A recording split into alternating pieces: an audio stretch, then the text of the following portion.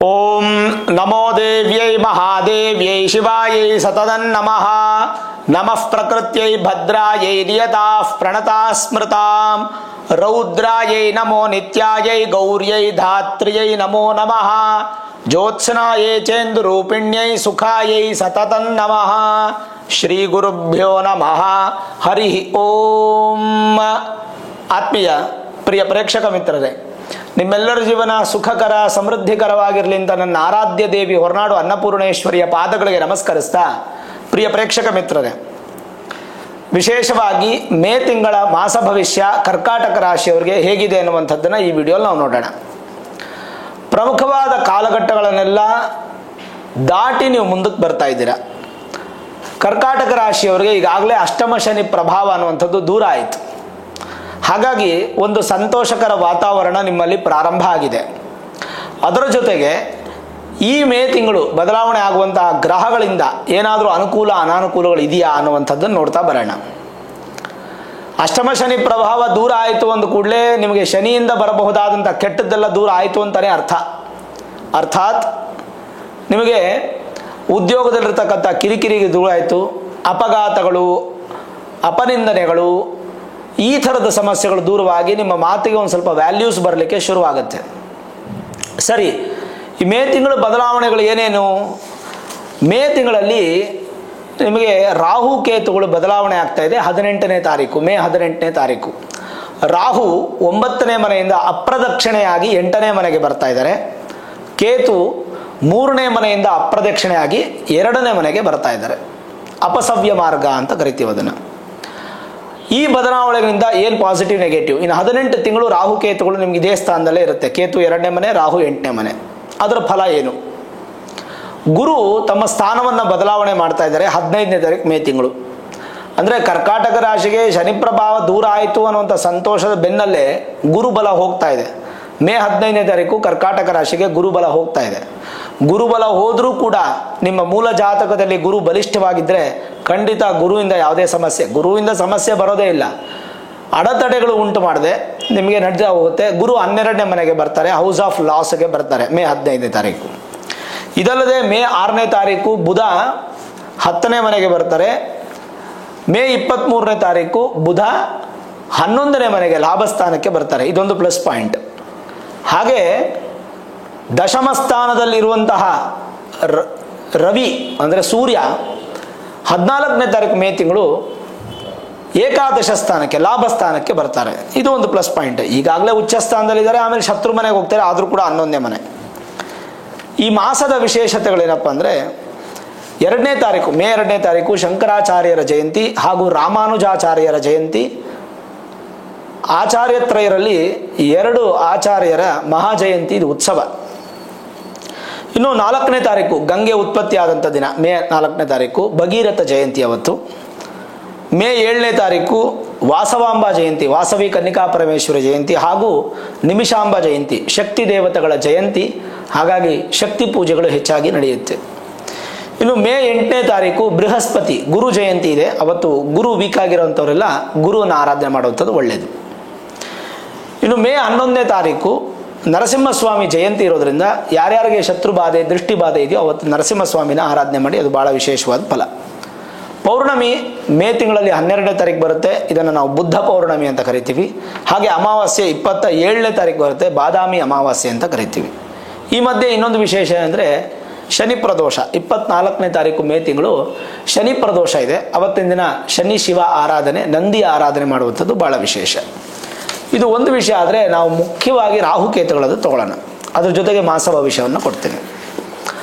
ರಾಹು 18ನೇ ತಾರೀಕಿನವರೆಗೂ ನಿಮಗೆ ಭಾಗ್ಯಸ್ಥಾನದಲ್ಲೇ ಇರ್ತಾರೆ. ಮೇ 18ನೇ ತಾರೀಕವರೆಗೂ ಭಾಗ್ಯಸ್ಥಾನದಲ್ಲಿ ಇರ್ತಾರೆ. ಆಮೇಲೆ ಪ್ರದಕ್ಷಿಣೆ ಬಿಟ್ಟು ಅವರು ಅಪ್ರದಕ್ಷಿಣೆಯಾಗಿ ಉಲ್ಟಾ ಬಂದು ಅಷ್ಟಮ ಸ್ಥಾನಕ್ಕೆ ಬರ್ತಾರೆ. ಅಷ್ಟಮ ಸ್ಥಾನಕ್ಕೆ ರಾಹು ಬಂದರೆ ಏನು ಫಲ? ಪೂರ್ವಂ ಆಯು ಪರೀಕ್ಷೇತ ಪಶ್ಚಾತ್ ಜಾತಕ ಚಿಂತನಂ ಆಯುರ್ಹೀನಸ್ಯ ಪುರುಷಸ್ಯ ಲಕ್ಷಣೈ ಕಿಂ ಪ್ರಯೋಜನಂ ಅನ್ನುವಂಥ ಒಂದು ಶ್ಲೋಕ ಬರುತ್ತೆ. 8ನೇ ಮನೆಯದು ಶ್ಲೋಕ. ಅಷ್ಟಮ ಸ್ಥಾನ ಅನ್ನುವಂಥದ್ದು ಬಹಳ ವಿಶೇಷ, ತುಂಬ ಪ್ರಮುಖ, ಅದೃಷ್ಟ ಕೊಡುವಂಥದ್ದು ಆ ಸ್ಥಾನನೇ. ಸರಿ, ಅಲ್ಲಿ ರಾಹು ಇರೋದ್ರಿಂದ ಏನು ಫಲ? ಸಾಮಾನ್ಯವಾಗಿ ಶನಿ ಸಂಬಂಧಪಟ್ಟಂಥ ಫಲನೇ ರಾಹು ಕೊಡ್ತಾರೆ. ಸ್ವಲ್ಪ ಆರೋಗ್ಯದಲ್ಲಿ 18 ತಿಂಗಳು ಸ್ವಲ್ಪ ಗಮನ ಕೊಡಬೇಕು ನೀವು.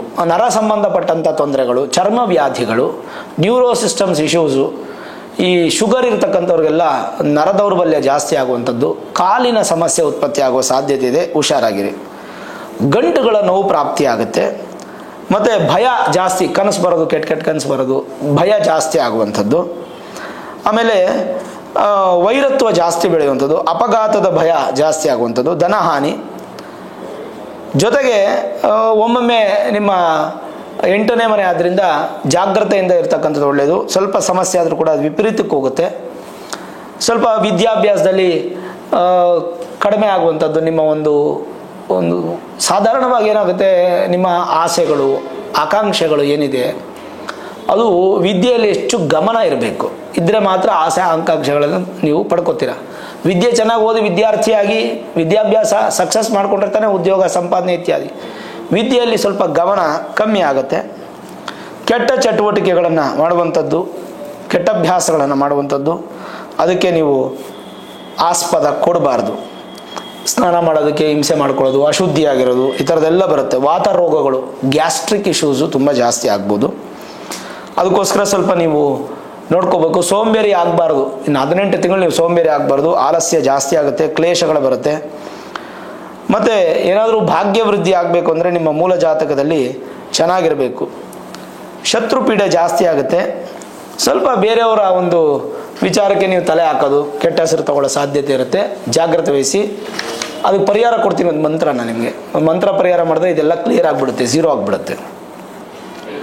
ಕೇತು ದ್ವಿತೀಯದಲ್ಲಿದ್ದರೆ ಭರ್ತವ್ಯಂ ಅಖಿಲಂ ವಿತ್ತಂ ವಾಣಿ ಚಕ್ಷುಶ್ಚ ದಕ್ಷಿಣಂ ವಿದ್ಯಾಶ್ಚ ವಿವಿಧಾಶ್ಚೈ ತತ್ಸರ್ವಂ ಚಿಂತ್ಯಂ ದ್ವಿತೀಯತಃ. ಏನು ಕೇತು ಬಂದು ನಿಮಗೆ 2ನೇ ಮನೆಯಲ್ಲಿದ್ದರೆ ಸ್ವಲ್ಪ ವಿದೇಶಿ ಸಂಪರ್ಕ ಹೆಚ್ಚಾಗುತ್ತೆ, ತನ್ಮೂಲಕ ಧನಾಗಮ ಬರುತ್ತೆ. ಸೇವಾ ವೃತ್ತಿ, ರಹಸ್ಯ ವೃತ್ತಿಗಳು, ಅದರಿಂದ ನಿಮಗೆ ಅಭಿವೃದ್ಧಿ. ಒಂಥರ ಹೇಳ್ಬೇಕಂದ್ರೆ ಡಿಟೆಕ್ಟಿವ್ ಆಫೀಸರ್ಗೆಲ್ಲ ತುಂಬ ಚೆನ್ನಾಗಿರುತ್ತೆ. ಜೊತೆಗೆ ವ್ಯಾಪಾರದಲ್ಲಿ ದಿಢೀರಂಥ ಬದಲಾವಣೆ, ಬೆಳವಣಿಗೆ, ದಿಢೀರಂಥ ಕುಸಿತ ಎರಡೂ ಕಾಣುತ್ತೆ. ಸ್ವಲ್ಪ ಹುಷಾರಾಗಿರಬೇಕು. ಸುಮಾರು ಮೋಸ ಮಾಡುವಂಥ ಜನರು ನಿಮ್ಮ ಸುತ್ತಮುತ್ತ ಇರ್ತಾರೆ. ಯಾವುದೇ ಕಪಟಕ್ಕೆ ನೀವು ಒಳಗಾಗಬಾರ್ದು. ನಿಷ್ಠುರವಾದ ಮಾತು ನಿಮ್ಮಲ್ಲಿ ಬರೋದು ಬೇಡ. ಸಾಧ್ಯವಾದಾಗ ಮಾತನ್ನು ಸ್ವಲ್ಪ ಕಡಿಮೆ ಮಾಡ್ಕೊಳ್ಳಿ. ನಿಮ್ಮ ವ್ಯಕ್ತಿತ್ವಕ್ಕೆ ಧಕ್ಕೆ ಆಗ್ಬೋದು. ವ್ಯಕ್ತಿತ್ವ ಧಕ್ಕೆ ಆಗದೇ ಇದ್ದಂಗೆ ನಿಮ್ಮನ್ನು ನೀವು ಬಲಹೀನ ಮಾಡ್ಕೊಳ್ಳದೆ ಬ್ಯಾಲೆನ್ಸ್ ಮಾಡ್ಕೊಳ್ಳಿ. ಒಟ್ಟಾರೆ ಹೇಳ್ಬೇಕಂದ್ರೆ ಕುಜ ಮತ್ತು ಕೇತು ಒಂದೇ ಫಲ, ಶನಿ ಮತ್ತು ರಾಹು ಒಂದೇ ಫಲ. ಆದ್ದರಿಂದ ಸಾಧ್ಯವಾದಷ್ಟು ನೀವು ನಾನು ಹೇಳುವಂಥ ಮಂತ್ರವನ್ನು ಜಪ ಮಾಡೋದ್ರಿಂದ ಕರ್ಕಾಟಕ ರಾಶಿಯವರಿಗೆ ರಾಹುಕೇತು ಸಂಬಂಧಪಟ್ಟಂಥ ದೋಷ ಪರಿಹಾರ ಆಗುತ್ತೆ. ಏನಾಗಾದರೆ ಓಂ ಹುಂ ನಮಃ ದೀಪೋ ದೃಪ್ತೋ ಪ್ರಭಾ ಅಸ್ತ್ರಾಯ ಫಟ್. ಓಂ ಹುಂ ನಮಃ ದೀಪೋ ದೃಪ್ತೋ ಪ್ರಭಾ ಅಸ್ತ್ರಾಯ ಫಟ್. ಇನ್ನೊಂದ್ಸಲ ಹೇಳ್ತೀನಿ. ಓಂ ಹುಂ ನಮಃ ದೀಪೋ ದೃಪ್ತೋ ಪ್ರಭಾ ಅಸ್ತ್ರಾಯ ಫಟ್. ಈ ಮಂತ್ರವನ್ನು ಪ್ರತಿನಿತ್ಯ 54, 108 ಅಥವಾ 10 ನಿಮಿಷ ಕಾಲ ನೀವು ಜಪ ಮಾಡೋದ್ರಿಂದ ನಿಮಗೆ ಬರಬಹುದಾದಂಥ ರಾಹುಕೇತುಗಳಿಂದ ಬರುವಂಥ ಪೀಡೆಗಳೇನಿದೆ ಅದು ದೂರವಾಗುತ್ತೆ. ಈಗ ನಾನೇನೇ ನೆಗೆಟಿವ್ ಹೇಳಿದ್ನೋ ಅದೆಲ್ಲ ಪಾಸಿಟಿವ್ ಆಗಿ ಕನ್ವರ್ಟ್ ಆಗುತ್ತೆ. ಇನ್ನು ಗುರು ಬಂದು ನಿಮ್ಮ ನಷ್ಟ ಸ್ಥಾನಕ್ಕೆ ಬರ್ತಾ ಇದ್ದಾರೆ. ತನ್ಮೂಲಕ ನಿಮಗೆ ಏನೇನು ಅಡಚಣೆಗಳಾಗ್ಬೋದು, ಸಂತಾನಕ್ಕೆ ವಿಳಂಬ ಆಗ್ಬೋದು ಇನ್ನು ಮುಂದಕ್ಕೆ. ಎರಡನೇದು, ಗುರು ಬಂದು 12ನೇ ಮನೆಗೆ ಬಂದರೆ ಸ್ವಲ್ಪ ಧನ ನಷ್ಟ, ಧನಕ್ಷಯ ಆಗ್ಬೋದು. ಹಾಗಾಗಿ ಸ್ವಲ್ಪ ದುಡ್ಡನ್ನು ಹೆಚ್ಚು ಎತ್ತಿಡಲಿಕ್ಕೆ ಶುರು ಮಾಡಿ. ಆಪತ್ಕಾಲಕ್ಕೆ ನಿಮಗೆ ಉಪಯೋಗ ಆಗಬೇಕು, ಅದು ಭಾಳ ಮುಖ್ಯ. ಅದು ನಿಮಗೆ ಮೇಜರ್ ಪ್ಲಸ್ ಪಾಯಿಂಟನ್ನು ಕೊಡುತ್ತೆ. ಹಾಗಾಗಿ ಚಿಂತೆ ಮಾಡೋದು ಬೇಡ, ಧೈರ್ಯವಾಗಿರಬೇಕು. ಆದಷ್ಟು ಗುರುನ ಆರಾಧನೆ, ಹೇಗೂ ನಮಗೆ ಗುರು ಆರಾಧನೆ ಬರ್ತಾ ಇದೆ. ಯಾವತ್ತು ವಿಶೇಷವಾಗಿ 8ನೇ ತಾರೀಕು, ಮೇ 8ನೇ ತಾರೀಕು ಬೃಹಸ್ಪತಿ ಜಯಂತಿ. ಅವತ್ತು ಗುರು ಆರಾಧನೆ ಮಾಡಿ. ಕರ್ಕಾಟಕ ರಾಶಿಯವರು ತುಂಬ ಒಳ್ಳೆ ಫಲ. ಅವತ್ತು ಆರಾಧನೆ ಮಾಡೋದ್ರಿಂದ ಗುರುವಿನ ಅನುಗ್ರಹ ಹೆಚ್ಚಾಗಿ ಸಿಗುತ್ತೆ. ಗುರುವಿಂದ ಬರುವಂಥ ದೋಷಗಳು ನಿವೃತ್ತಿ ಆಗುತ್ತೆ. ನಿಮಗೆ ಭಾಗ್ಯಾಧಿಪತಿ ಗುರು, ಋಣರೋಗ ಶತ್ರುಸ್ಥಾನಕ್ಕೆ ಅಧಿಪತಿ ಗುರು ವ್ಯಯಸ್ಥಾನದಲ್ಲಿದ್ದಾರೆ. ಕಳ್ಕೊಳ್ಳೋ ಸ್ಥಾನ ನಷ್ಟಸ್ಥಾನ. ಶುಭ ಕಾರ್ಯ, ಸಂತಾನ ಹಾಗೂ ಧನ, ಈ ಮೂರಕ್ಕೂ ಅಧಿಪತಿ ಗುರುನೇ ಅಲ್ವೇ. ಹಾಗಾಗಿ ಇವರನ್ನು ಬ್ಯಾಲೆನ್ಸ್ ಮಾಡಿ ಖಂಡಿತವಾಗ್ಲೂ ನಿಮಗೆ ಸಿದ್ಧಿ ಉಂಟಾಗುತ್ತೆ. ಇನ್ನು ಸೂರ್ಯ ನಿಮಗೆ ಯಾವುದೇ ತೊಂದರೆ ಇಲ್ಲ, ಬುಧನಿಂದ ಯಾವುದೇ ತೊಂದರೆ ಇಲ್ಲ, ಶುಕ್ರನಿಂದ ಯಾವುದೇ ತೊಂದರೆ ಇಲ್ಲ. ಕುಜ ಸಣ್ಣ ಪುಟ್ಟ ಬದಲಾವಣೆ ಆದರೂ ಕೂಡ ನೀಚ ಸ್ಥಾನದ ಕುಜ ಫಲಗಳನ್ನು ಕೊಡ್ತಾನೆ. ಸ್ವಲ್ಪ ಭೂಮಿ ವ್ಯವಹಾರ, ಭೂಮಿ ಸಂಬಂಧಪಟ್ಟಂಥ ವಿಚಾರದಲ್ಲಿ ಎಚ್ಚರವಾಗಿರ್ತಕ್ಕಂಥದ್ದು ಒಳ್ಳೆಯದು. ಇನ್ನು ಮೇ ತಿಂಗಳ ಮಾಸ ಭವಿಷ್ಯ ಹೇಗಿದೆ ಅನ್ನುವಂಥದ್ದು ನೋಡಿದ್ರೆ ಸ್ವಲ್ಪ ಶುಚಿ ಅಂದರೆ ಕ್ಲೀನ್ಲಿನೆಸ್ಸು ತುಂಬ ಇಂಪಾರ್ಟೆಂಟ್ ನಿಮಗೆ. ಗುರು ಶುಕ್ರರು ಚೆನ್ನಾಗಿದ್ದರೂ ಕೂಡ ರಾಹುಕೇತುಗಳು ಗುರು ಚೆನ್ನಾಗಿಲ್ಲದೆ ಇರೋದ್ರಿಂದ ಸ್ವಲ್ಪ ಬ್ಯಾಲೆನ್ಸ್ ಮಾಡಬೇಕು. ನಿಮ್ಮ ಉದ್ಯೋಗ ಸ್ಥಿರತ್ವ ಕಾಪಾಡ್ಕೊಳ್ಳಿ. ಇರೋ ಉದ್ಯೋಗನ ಬದಲಾವಣೆ ಮಾಡೋಕ್ಕೆ ಹೋಗಬೇಡಿ. ಆದಷ್ಟು ಅದರಲ್ಲಿ ಅಭಿವೃದ್ಧಿ ಆಗೋದಕ್ಕೆ ಪ್ಲ್ಯಾನ್ ಮಾಡಿ. ಸ್ವಲ್ಪ ನೀವೇನು ಬೇಕು ಅಂದರೆ ನೀವು ಒಂದು ನಿಮ್ಮ ಓನರ್ಗೆ ಅಥವಾ ನಿಮ್ಮ ಬಾಸ್ಗೆ ತುಂಬ ಚಿರಋಣಿಯಾಗಿರಿ. ಲೂಸ್ ಟಾಕ್ಸ್ ಮಾತಾಡಬೇಡಿ. ನಿಮ್ಮನ್ನು ಸಿಗಿಸ್ಬೇಕು ಅಂತ ಯಾರನ್ನ ಸಿಕ್ಸಿದ್ರೆ ಸ್ವಲ್ಪ ತೊಂದರೆಗಳು ಉಂಟಾಗುತ್ತೆ, ಹುಷಾರಾಗಿರಿ. ಆದರೆ ನಿಮಗೆ ಮಕ್ಕಳಿಂದ ಲಾಭ, ಹುಟ್ಟಿರುವಂಥ ಮಕ್ಕಳಿಂದ ಲಾಭ, ಅಧಿಕಾರಿಗಳಿಂದ ಲಾಭ ಸಿಗುತ್ತೆ. ವಿವಾಹಕ್ಕೆ ಸಂಬಂಧಪಟ್ಟಂಥ ವಿಚಾರದಲ್ಲಿ ಸ್ವಲ್ಪ ಅಡೆತಡೆಗಳು ಬರೋದ್ರಿಂದ ನಿಮ್ಮ ಮೂಲ ಜಾತಕವನ್ನು ತೋರಿಸ್ಕೊಳ್ಬೇಕು ಕರ್ಕಾಟಕ ರಾಶಿಯವರು. ಗೌರವಕ್ಕೆ ಸ್ವಲ್ಪ ಸಮಸ್ಯೆಗಳು ಉಂಟಾಗುತ್ತೆ. ಉದ್ಯೋಗವನ್ನು ಯಾವ ಕಾರಣಕ್ಕೂ ಬಿಡಬೇಡಿ. ಇರೋ ವ್ಯಾಪಾರ ನಡೆಸ್ಕೊಂಡು ಹೋಗಿ. ಹೊಸದಾಗಿ ನಾನು ಬ್ರಾಂಚ್ ಮಾಡ್ತೀನಿ, ಎಕ್ಸ್ಪ್ಯಾನ್ಷನ್ ಮಾಡ್ತೀನಿ, ಸಾಲ ಮಾಡ್ತೀನಿ, ಬೇಡ, ಸಾಲಕ್ಕೆ ಜಾಸ್ತಿ ಹೋಗಬೇಡಿ. ಸಾಲ ಆದಷ್ಟು ಕಡಿಮೆ ತಗೊಳ್ಳುವಂಥದ್ದು ಭಾಳ ಒಳ್ಳೆಯದು. ಸಾಲ ಮಾಡದೇ ಇದ್ದರೆ ಇನ್ನೂ ಒಳ್ಳೆಯದು ಕರ್ಕಾಟಕ ರಾಶಿಯವರು. ಈ ತಿಂಗಳಿಂದ ಇನ್ನು ಮುಂದಕ್ಕೆ ಹಂಗೆ. ಆಂಜನೇಯ ಕವಚ ಅಂತ ಬರುತ್ತೆ. ಆಂಜನೇಯ ಕವಚ ಯೂಟ್ಯೂಬಲ್ಲಿ ಸಿಗುತ್ತೆ ನಿಮಗೆ. ಅದನ್ನು ಡೌನ್ಲೋಡ್ ಮಾಡಿಕೊಂಡು ಪ್ರತಿದಿನ ಕೇಳುವಂಥದ್ದು ಭಾಳ ಮುಖ್ಯ, ಭಾಳ ಒಳ್ಳೆಯದು. ಅವತ್ತಿನ ದಿನದ ಕೆಲಸ ಅವತ್ತೇ ಮುಗಿಸಿ ಸೋಂಬೇರಿ ಆಗಬೇಡಿ. ಕೆಲಸವನ್ನು ಬ್ಯಾಲೆನ್ಸ್ ಇಟ್ಕೊಂಡು ಹೋದರೆ ಅದರಿಂದ ನಿಮಗೆ ತೊಂದರೆಗಳು ಉತ್ಪತ್ತಿ ಆಗುತ್ತೆ. ಒಪ್ಪಂದಗಳ ಸಿಹಿ ಹಾಕಬೇಕಾದ್ರೆ ಅಂದರೆ ಸಹಿ ಹಾಕಬೇಕಾದ್ರೆ ಸ್ವಲ್ಪ ಹುಷಾರಾಗಿರಿ. ಸ್ವಂತ ದುಡಿಮೆಯಿಂದ ಮಾತ್ರ ಲಾಭ. ಯಾವುದೋ ದುಡ್ಡು ಬಂದ್ಬಿಡುತ್ತೆ, ಲಾಟ್ರಿ ಹೊಡೆದು ಬಿಡುತ್ತೆ, ಯಾವುದೋ ಹಣ ಮತ್ತು ದುಡ್ಡು ಬಂದ್ಬಿಡುತ್ತೆ, ಆಸೆ ಪಡೋಕ್ಕೆ ಹೋಗ್ಬೇಡಿ, ನಿಮ್ಗೆ ಅನುಕೂಲ ಇಲ್ಲ. ತಾಯಿಯ ಆಶೀರ್ವಾದ ಖಂಡಿತ ನಿಮಗೆ ಬೇಕಾಗತ್ತೆ. ಸ್ವಲ್ಪ ಹೆಚ್ಚು ಶ್ರಮ ಪಟ್ಟರೆ ಆದಾಯದ 1, 2, 3 ಮೂಲಗಳನ್ನು ಉತ್ಪತ್ತಿ ಮಾಡಿದ್ರೆ ಅದರಿಂದ ನಾನಾ ಮೂಲಕ ಧನ ಲಾಭ ಪ್ರಾಪ್ತಿ. ಹೊಸ ಪ್ರಯತ್ನ ಸದ್ಯದಲ್ಲಿ ಮಾಡಬೇಡಿ, ಸ್ವಲ್ಪ ಲೇಟಾಗಿ ಮಾಡಿ. ಈ ತಿಂಗಳು ಬೇಡ. ಸ್ವಲ್ಪ ತಂದೆಯ ಆರೋಗ್ಯ ಕೆಟ್ಟು ಸ್ವಲ್ಪ ವೈದ್ಯಕೀಯ ಖರ್ಚುಗಳಾಗುವಂಥ ಸಾಧ್ಯತೆ. ವಿವಾಹದಲ್ಲಿ ಸ್ವಲ್ಪ ತೊಂದರೆಗಳು ಬರುವಂಥ ಸಾಧ್ಯತೆ. ಸ್ವಲ್ಪ ಹುಷಾರಾಗಿರಬೇಕು. ಸರ್ಕಾರದ ಕೆಲಸ ಕಾರ್ಯಗಳಲ್ಲಿ ಕೂಡ ನೀವು ಜಾಗ್ರತೆಯಿಂದ ಮುಂದೆ ಹೋಗುವಂಥದ್ದು ಭಾಳ ಒಳ್ಳೆಯದು. ಕರ್ಕಾಟಕ ರಾಶಿಯವರು ಸ್ವಲ್ಪ ವಿಶೇಷವಾಗಿ ಅರಳಿ ಮರ ಪ್ರದಕ್ಷಿಣೆ ಮಾಡುವಂಥದ್ದು ಕೂಡ ತುಂಬ ಒಳ್ಳೆಯದು. ಗುರು ಆಶೀರ್ವಾದ ಬೇಕು ನಿಮಗೆ. ಪತ್ನಿಯಿಂದ ನಿಮಗೆ ಸಹಾಯ ಭಾಳ ಚೆನ್ನಾಗಿ ಸಿಗುತ್ತೆ. ಪತಿಯಿಂದ ಪತ್ನಿಗೂ ಸಹಾಯ ಭಾಳ ಚೆನ್ನಾಗಿ ಸಿಗುತ್ತೆ. ಆದಾಯಕ್ಕೆ ಲಕ್ಷ್ಮಿನೇ ಮೂಲ ಕಾರಣ. ಆದ್ದರಿಂದ ಮನೆಯಲ್ಲಿ ದೇವರ ಮನೆಯನ್ನು ತುಂಬ ಶುಚಿಯಾಗಿಟ್ಕೊಂಡು ಪ್ರತಿನಿತ್ಯ ದೀಪ ಹಚ್ಚೋದ್ರಿಂದ ಲಕ್ಷ್ಮಿ ಉಳಿತಾಳೆ ನಿಮಗೆ. ಎಲ್ಲ ರೀತಿಯ ಅನುಕೂಲಗಳು ನಿಮ್ಗೆ ಪ್ರಾಪ್ತಿ ಆಗುತ್ತೆ ದೀಪ ಹಚ್ಚೋದ್ರಿಂದ. ಬಂಧುಗಳ ಒಂದು ಕಿರಿಕಿರಿ ಉತ್ಪತ್ತಿ ಆಗುತ್ತೆ. ವ್ಯಾಪಾರದಲ್ಲಿ ಸ್ವಲ್ಪ ಮೋಸ ಹೋಗುವಂಥ ಸಾಧ್ಯತೆ, ನಿಮ್ಮ ಕೆಲಸಗಾರರಿಂದ ಸ್ವಲ್ಪ ತೊಂದರೆಗಳಾಗುವಂಥ ಸಾಧ್ಯತೆ. ಸ್ವಲ್ಪ ಎಚ್ಚರವಾಗಿರ್ತಕ್ಕಂಥದ್ದು ಒಳ್ಳೆಯದು. ಸ್ವಲ್ಪ ಆರೋಗ್ಯದಲ್ಲಿ ಸಣ್ಣ ಪುಟ್ಟ ವ್ಯತ್ಯಾಸ ಆಗಿ ನನಗಾಗಲೇ ಹೇಳ್ದಂಗೆ ಒಂದು ಸ್ವಲ್ಪ ಖರ್ಚು, ವೈದ್ಯಕೀಯ ಖರ್ಚು ಜಾಸ್ತಿ ಆಗುತ್ತೆ. ಹಿರಿಯರನ್ನು ತುಂಬ ಗೌರವಿಸಬೇಕು. ಕಲಾವಿದರಿಗೆ ಮಾತ್ರ ತುಂಬ ಚೆನ್ನಾಗಿದೆ ಈ ಒಂದು ತಿಂಗಳಲ್ಲಿ. ಮುಖಕಾಂತಿ ಕಡಿಮೆ ಆಗುತ್ತೆ. ಹಾಗಾಗಿ ಸೂರ್ಯನ ಬಿಸಿಲು ತಗೊಳ್ಳಿ, ಅದರಿಂದ ಮುಖಕಾಂತಿ ವೃದ್ಧಿ ಆಗುತ್ತೆ. ಏನೇ ಮಾತುಕತೆ ಇದ್ರೂ ಕೂಡ ಒಬ್ಬರೇ ಮಾಡೋಕ್ಕೆ ಹೋಗ್ಬಿಡಿ, ಅನುಭವಸ್ಥರನ್ನ ಕರ್ಕೊಂಡೋಗಿ ಮಾತುಕತೆ ಮಾಡಿ. ಅದೃಷ್ಟ ಬದಲಾವಣೆ ಆಗಬೇಕಂದ್ರೆ ನಿಮ್ಮ ಮಕ್ಕಳಿಂದ ಬದಲಾವಣೆ ಆಗಬೇಕು. ನಿಮ್ಮ ಮಕ್ಕಳ ಜಾತಕನ ತೋರಿಸ್ಕೊಳ್ಳಿ. ಗುಪ್ತ ವ್ಯವಹಾರಗಳು ಹೆಚ್ಚು ಮಾಡೋಕ್ಕೆ ಹೋಗ್ಬೇಡಿ. ಅಂದರೆ ತುಂಬ ಯಾರಿಗೂ ಗೊತ್ತಿಲ್ಲದೆ ಸೀಕ್ರೆಟ್ ಆದಂಥ ಒಂದು ವ್ಯವಹಾರಗಳನ್ನು ಮಾಡೋಕ್ಕೆ ಹೋಗ್ಬೇಡಿ. ಎಲ್ಲರಿಗೂ ತಿಳಿಸ್ಬಿಟ್ಟು ಮಾಡಿ. ಆ ವ್ಯವಹಾರದ ಬಗ್ಗೆ ಯಾರ ಹತ್ರನ ಕೇಳ್ಬಿಟ್ಟು ಮಾಡಿ. ಸುಮ್ಮನೆ ಸಿಕ್ಕಾಕೊಳ್ಳೋಕೆ ಹೋಗ್ಬೇಡಿ. ಆತ್ಮಬಲ, ಸ್ಥೈರ್ಯಬಲ ನಿಮಗೆ ತುಂಬ ಚೆನ್ನಾಗಿರುತ್ತೆ. ಆತ್ಮಬಲದಿಂದನೇ ನಿಮಗೆ ಭಗವಂತನ ಆಶೀರ್ವಾದ ಅನ್ನೋಂಥ ತೃಪ್ತಿಯಾಗಿ ಸಿಗುತ್ತೆ. ಜೊತೆಗೆ ಯಾರು ತಾನೇ ತಪ್ಪು ಮಾಡಲ್ಲ. ಅಕಸ್ಮಾತ್ ನೀವು ತಪ್ಪು ಮಾಡಿದ್ರೆ ಹೌದು ನನ್ನ ತಪ್ಪಾಗಿದೆ ಅಂತ ನೀವು ಒಪ್ಕೊಳ್ಳುವಂಥದ್ದು ನಿಮ್ಮದು ದೊಡ್ಡ ಗುಣ. ಅದನ್ನು ನೀವು ಮಾಡಬೇಕಾಗತ್ತೆ. ಕೋಲ್ಡ್ ರಿಲೇಟೆಡ್ ಇಶ್ಯೂಸ್ ಜಾಸ್ತಿ ಆಗುತ್ತೆ. ಆದಷ್ಟು ಸ್ವಲ್ಪ ದೇಹನ ಸ್ವಲ್ಪ ಉಷ್ಣವಾಗಿಟ್ಕೊಳ್ಳಿ. ತುಂಬ ಭಯಪಡುವಂಥ ಸ್ವಭಾವ ನಿಮ್ಮದು ಕರ್ಕಾಟಕ ರಾಶಿಯವ್ರದ್ದು. ಭಯಪಡಬೇಡಿ, ಧೈರ್ಯವಾಗಿರಿ. ಧೈರ್ಯವಾಗಿದ್ದರೆ ಲಾಭ ಪ್ರಾಪ್ತಿ ಆಗುತ್ತೆ. ಆಮೇಲೆ ಯಾರೋ ಏನೋ ಹೇಳಿದ್ರು ಆ ಪೂಜೆ ಮಾಡಿಸ್ಬೇಕು, ಈ ಹೋಮ ಮಾಡಿಸ್ಬೇಕು, ಯಾವುದೂ ಬೇಕಾಗಿಲ್ಲ. ಸುಮಾರು ಜನ ರಾಹುಕೇತು ಪೂಜೆಗಳು ಮಾಡ್ತಾ ಇರ್ತಾರೆ, ಅದಕ್ಕೆ ಬೇಕಾದ್ರೆ ಪಾಲ್ಗೊಳ್ಬೋದು. ಗುರುಶಾಂತಿ ಮಾಡ್ತಾ ಇರ್ತಾರೆ, ಅದಕ್ಕೆ ಬೇಕಾದ್ರೆ ಪಾಲ್ಗೊಳ್ಬೋದು. ಭೂಮಿ ಮನೆ ವಿಚಾರದಲ್ಲಿ ಸ್ವಲ್ಪ ಅನುಕೂಲಗಳಿದೆ. ಪ್ರಯತ್ನ ಹೆಚ್ಚಾಗಿ ಪಡಬೇಕು. ನಾನು ಆಗಲೇ ಹೇಳ್ದಂಗೆ ಸೋಂಬೇರಿತನ ಬೇಡ. ಲಲಿತ ಕಲೆಗಳು ಮತ್ತು ಈ ಸೌಂದರ್ಯ ವೃದ್ಧಿ ಉದ್ಯೋಗಗಳು, ಸೌಂದರ್ಯಕ್ಕೆ ಸಂಬಂಧಪಟ್ಟಂಥ ವಿದ್ಯಾಭ್ಯಾಸಗಳು, ಫ್ಯಾಷನ್ ಡಿಸೈನಿಂಗು, ಬ್ಯೂಟಿ ರಿಲೇಟೆಡ್ಡು, ಆಮೇಲೆ ನೀವು ನಟ ನಟಿಯರಾಗಿದ್ದರೆ, ಕಲಾವಿದರಾಗಿದ್ದರೆ ಅಂಥವ್ರಿಗೆಲ್ಲ ತುಂಬ ಚೆನ್ನಾಗಿದೆ. ಸಿನಿಮಾ ಕ್ಷೇತ್ರದಲ್ಲೆಲ್ಲ ಭಾಳ ಚೆನ್ನಾಗಿದೆ. ಸೀರಿಯಲ್ ಕ್ಷೇತ್ರಗಳೆಲ್ಲ ನಿಮಗೆ ತುಂಬ ಚೆನ್ನಾಗಿರುತ್ತೆ. ತುಂಬ ಶತ್ರುಗಳು ನಿಮಗೆ ಸುತ್ತಮುತ್ತ ಇರ್ತಾರೆ, ನಿಮಗೆ ಗೊತ್ತಾಗಲ್ಲ. ಆದಷ್ಟು ಸ್ವಲ್ಪ ಕಂಡಿಡ್ಕೋಬೇಕು ನೀವು. ಯಾರನ್ನೂ ತುಂಬ ಪೂರ್ತಿಯಾಗಿ ನಂಬೇಡಿ. ಪೂಜೆಯನ್ನು ಹೆಚ್ಚು ಮಾಡಿ, ಭಗವಂತನ ಆರಾಧನೆ ಹೆಚ್ಚು ಮಾಡಿ, ಅದು ಭಾಳ ಮುಖ್ಯ. ವ್ಯಾಪಾರದಲ್ಲಿ ತುಂಬ ಉತ್ತೇಜಕವಾದಂಥ ಒಂದು ಶಕ್ತಿ ನಿಮ್ಗೆ ಸಿಗುತ್ತೆ. ಕೆಲವೊಂದು ವಿವಾದಗಳು ಮುಕ್ತಾಯ ಆಗುತ್ತೆ. ಭೂಮಿನೋ ಅಥವಾ ನಿಮ್ಮ ಬೇರೆ ಬೇರೆ ವಿವಾದಗಳಿದ್ದರೆ ಮುಕ್ತಾಯ ಆಗುತ್ತೆ. ಸಾಲ ನೀವೇನೋ ಮಾಡಿದರೆ ಅದು ಯಥೇಚ್ಛವಾಗಿ ಇನ್ನೂ ಜಾಸ್ತಿ ಬೆಳೆಯೋ ಸಾಧ್ಯತೆ ಇರುತ್ತೆ. ಹಾಗಾಗಿ ಹಣಕಾಸು ಖರ್ಚು ಮಾಡೋದ್ರಲ್ಲಿ ಸ್ವಲ್ಪ ಬ್ಯಾಲೆನ್ಸ್ ಮಾಡಿಕೊಂಡು ಸಾಲ ಕಡಿಮೆ ಮಾಡ್ಕೊಳ್ಳಿ. ವಾಹನದಿಂದ ಸ್ವಲ್ಪ ಉತ್ಪತ್ತಿ ಆಗುತ್ತೆ, ಸಂಪಾದನೆ ಉತ್ಪತ್ತಿ ಆಗುತ್ತೆ. ಆಹಾರದ ಅನುಕೂಲಗಳಾಗುತ್ತೆ. ಅಂದರೆ ಹೋಟೆಲ್ ಬಿಸ್ನೆಸ್ ಮಾಡುವಂಥವ್ರಿಗೆ ತುಂಬ ಚೆನ್ನಾಗಿದೆ. ಒಂದಂತೂ ಕೇಳಬೇಕಂತಂದರೆ, ನೀವೇನಾದರೂ ಶ್ರಮ ಪಟ್ಟರೆ ಖಂಡಿತ ಪ್ರತಿಫಲ ನಿಮ್ಗೆ ಸಿಗುತ್ತೆ, ಅದರಲ್ಲಿ ಮೋಸ ಆಗಲ್ಲ. ಆಸೆ ಪಟ್ಟರೆ ಅದು ನಿಮಗೆ ಮೋಸ ಆಗೋ ಸಾಧ್ಯತೆಗಳು ಜಾಸ್ತಿ ಇರುತ್ತೆ.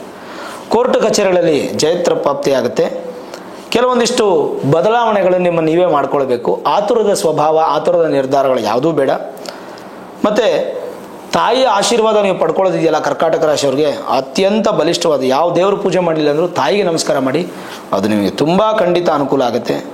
ತಾಯಿ ಜೊತೆ ನಿಮ್ದೇನಾದರೂ ಸ್ವಲ್ಪ ಬೇಸರ ಸಂಗತಿ ಇದ್ದರೆ, ಮಾತಾಡದೇ ಇದ್ದರೆ, ಬಿಟ್ಟುಬಿಟ್ಟಿದ್ರೆ ಅದೆಲ್ಲ ಬಿಟ್ಬಿಟ್ಟು ತಾಯಿ ನಮಸ್ಕಾರ ಮಾಡಿ, ತಾಯಿ ಹತ್ರ ಚೆನ್ನಾಗಿ ಮಾತಾಡಿ, ತಾಯಿಗೆ ಒಳ್ಳೆ ಒಳ್ಳೆ ಹಣ್ಣು ಎಲ್ಲ ತಂದುಕೊಡಿ, ಚೆನ್ನಾಗಿ ತಿನ್ನಲಿ. ಅಮ್ಮ ಚೆನ್ನಾಗಿದ್ರೆ ನೀವು ಚೆನ್ನಾಗಿರ್ತೀರ ಈ ಒಂದು ಮುಂದಿನ ದಿನಗಳಲ್ಲಿ. ಮೇ ತಿಂಗಳಲ್ಲಿ ಸ್ವಲ್ಪ ಈ ಎಕ್ಸಾಮ್ಸು ಈ ಥರದ್ದು ಏನಾದರೂ ಇತ್ತಂದರೆ ಸ್ವಲ್ಪ ಕರ್ಕಾಟಕ ರಾಶಿಯವರು ಎಚ್ಚರಿಕೆಯಿಂದ ಅದನ್ನು ಬ್ಯಾಲೆನ್ಸ್ ಮಾಡಿ. ಭಯ ಪಡಬೇಡಿ, ಭಯ ನಿಮ್ಮನ್ನು ದೂರ ಮಾಡುತ್ತೆ. ಅಲದಾಟ ಜಾಸ್ತಿ, ಪ್ರಯಾಣ ಜಾಸ್ತಿ ಇನ್ನು ಮುಂದಕ್ಕೆ. ಮೇ ತಿಂಗಳಲ್ಲಂತೂ ಪ್ರಯಾಣ ಸಿಕ್ಕಾಪಟ್ಟೆ. ಸುಮ್ಮನೆ ಪ್ರಯಾಣ, ಬೈಕಲ್ಲಿ ಪೆಟ್ರೋಲ್ ಹಾಕು, ಕಾರಲ್ಲಿ ಡೀಸೆಲ್ ಪೆಟ್ರೋಲ್ ಹಾಕು, ಓಡಾಡ್ತಾ ಇರು, ಬಸ್ಸುಗಳಲ್ಲಿ ಓಡಾಡು, ಹೀಗೆ ಪ್ರಯಾಣ ಜಾಸ್ತಿ ಇರುತ್ತೆ. ದೇಹ ಸ್ವಲ್ಪ ಬಲಹೀನ ಆಗುತ್ತೆ. ಹಾಗಾಗಿ ಬಲಿಷ್ಠವಾಗಿರ್ಬೇಕಂದ್ರೆ ಚೆನ್ನಾಗಿ ಊಟ ಮಾಡಿ. ಚೋರ ಭಯ ಜಾಸ್ತಿ ಆಗುತ್ತೆ, ಕಳ್ಳತನದ ಭಯ ಜಾಸ್ತಿ ಆಗುತ್ತೆ. ದುಡ್ಡು ಜಾಸ್ತಿ, ಬಂಗಾರ ಜಾಸ್ತಿ ಇಟ್ಕೊಂಡ್ರೆ ಕಳ್ಳತನ ಭಯ ಜಾಸ್ತಿ ಆಗುತ್ತೆ. ಏನೇ ನಿಮ್ಗೆ ಸಾಲ ಗಿಲ್ಲ ಐತೆ ಅಂದರೆ ತೀರಿಸ್ಬಿಟ್ಟೆಲ್ಲ ಸೆಕ್ಯೂರ್ ಮಾಡಿ, ಅದು ಭಾಳ ಮುಖ್ಯ. ಸಾಧ್ಯವಾದಷ್ಟು ಅವ್ರಿಗೆ ಬಡ್ಡಿ ಗಿಡ್ಡಿ ಕೊಡೋದು ಆ ಥರದ್ದೆಲ್ಲ ಬಿಟ್ಟುಬಿಟ್ಟು ಗೌರ್ಮೆಂಟ್ ಬ್ಯಾಂಕ್ಗಳಲ್ಲಿ ಒಂದು ಸ್ವಲ್ಪ ಎಫ್ ಡಿ ಇಟ್ಟು ನಿಮ್ಮ ಹೆಂಡತಿ ಮಕ್ಕಳಿಗೆ ಅಥವಾ ನಿಮ್ಮ ಅಪ್ಪ ಅಮ್ಮಗೆ ಫ್ಯೂಚರ್ಗೋಸ್ಕರ ಸ್ವಲ್ಪ ದುಡ್ಡನ್ನು ಉಳಿಸೋದು ಅಭ್ಯಾಸ ಮಾಡ್ಕೊಳ್ಳಿ. ನೀವು ಸ್ವಲ್ಪ ಮೇಲಕ್ಕೆ ಹೋಗಿ ಅಂತಂದರೆ ಬಾಡಿಗೆ ಗಿಡಿಗೆ ಹೋಗೋದಕ್ಕಿಂತ ಲೀಸ್ಗೆ ಹೋಗೋದು ಅಥವಾ ಸ್ವಂತ ಮನೆ ತೊಗೊಳ್ಳೋದು, ಈ ಥರ ಪ್ರಯತ್ನ ಪಡಿ. ಮೇ ತಿಂಗಳು ಶುರು ಮಾಡಿ, ಅದು ನಿಮ್ಗೆ ಅನುಕೂಲ ಆಗುತ್ತೆ.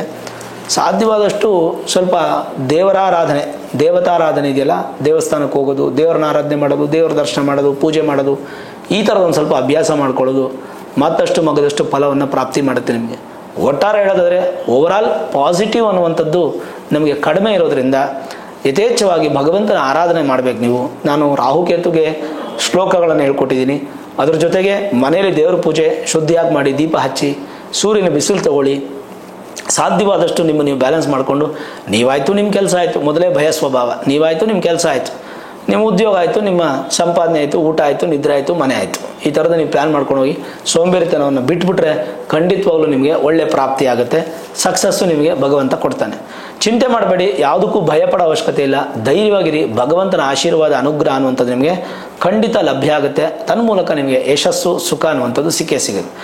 ಯಾವುದಕ್ಕೂ ನೆಗ್ಲಿಜೆನ್ಸಿ ಮಾಡದೆ ಕರ್ಕಾಟಕ ರಾಶಿಯವರು ಮಸ್ಟ್ ಅಂಡ್ ಶುಡ್ ನಿಮ್ಮ ಮೂಲ ಜಾತಕವನ್ನು ಒಮ್ಮೆ ನುರಿತ ಜ್ಯೋತಿಷ್ಯರಿಗೆ ತೋರಿಸ್ಕೊಂಡು, ವೇದಿಕ್ ಅಸ್ಟ್ರಾಲಜಿ, ಹೈಯರ್ ಅಸ್ಟ್ರಾಲಜಿ ಪ್ರಿಡಿಕ್ಷನ್ಸನ್ನು ಮಾಡಿಸ್ಕೊಂಡು, ಏನಾದರೂ ರಾಹುಕೇತುಗಳಿಂದ ಸಮಸ್ಯೆ ಇದೆಯಾ, ಗುರು ಏನಾದರೂ ಬಲಹೀನವಾಗಿದ್ದಾರಾ, ಈಗ ನೋಡಿ ಶನಿ ನಿಮ್ಗೆ ಚೆನ್ನಾಗಿರೋದ್ರಿಂದ ಬ್ಯಾಲೆನ್ಸ್ ಮಾಡ್ತಾರೆ. ಬಟ್ ಮೂಲ ಜಾತಕದಲ್ಲಿ ಏನಾದರೂ ದೋಷಗಳಿದ್ದರೆ, ಜನ್ಮ ದೋಷಗಳಿದ್ದರೆ ಅದನ್ನು ಸಣ್ಣ ಪ್ರಮಾಣದಲ್ಲಿ ಪರಿಹಾರ, ದೊಡ್ಡ ದೊಡ್ಡ ಯಾಗಗಳು 50,000 1 ಲಕ್ಷ ಖರ್ಚು ಮಾಡಿಲ್ಲ ಮಾಡ್ಕೋಬೇಡಿ. ಸರಳ ಪರಿಹಾರಗಳನ್ನು ಮಾಡ್ಕೊಳ್ಳೋದ್ರ ಮುಖಾಂತರ ಮತ್ತಷ್ಟು ನಿಮಗೆ ಭಗವಂತನ ಆಶೀರ್ವಾದ ಸಿಕ್ಕಿ ಸಂತೋಷ ಅನ್ನುವಂಥದ್ದು ಕಾಣ್ತೀರ. ಭಯ ಪಡಬೇಡಿ, ಚಿಂತೆ ಪಡಬೇಡಿ, ಧೈರ್ಯವಾಗಿರಿ. ಭಗವಂತ ನಿಮ್ಗೆ ಅನುಗ್ರಹ ಮಾಡ್ತಾನೆ. ಈ ವಿಡಿಯೋ ಇಷ್ಟ ಆಗಿದ್ರೆ ಲೈಕ್ ಮಾಡಿ, ಶೇರ್ ಮಾಡಿ. ಮುಖ್ಯವಾಗಿ ನಮ್ಮ ಚಾನಲ್ಗೆ ಸಬ್ಸ್ಕ್ರೈಬ್ ಮಾಡ್ಕೊಳ್ಳಿ, ಬೆಲ್ ಐಕಾನನ್ನು ಪ್ರೆಸ್ ಮಾಡಿ. ಪ್ರತಿನಿತ್ಯ ನಾನು ಪೂಜೆ ಮಾಡುವಂತಹ ನನ್ನ ಆರಾಧ್ಯ ದೇವಿ ಹೊರನಾಡು ಅನ್ನಪೂರ್ಣೇಶ್ವರಿಯ ಆಶೀರ್ವಾದ, ಅನುಗ್ರಹ ಸದಾಕಾಲ ಮತ್ತೊಮ್ಮೆ ನಿಮ್ಗೆ ಸಿಗಲಿ ಅಂತ ಪ್ರಾರ್ಥನೆ ಮಾಡ್ತಾ, ಸರ್ವೇ ಜನಾಃ ಸುಖಿನೋ ಭವಂತು, ಸಮಸ್ತ ಸನ್ಮಂಗಳಾನಿ ಭವಂತು.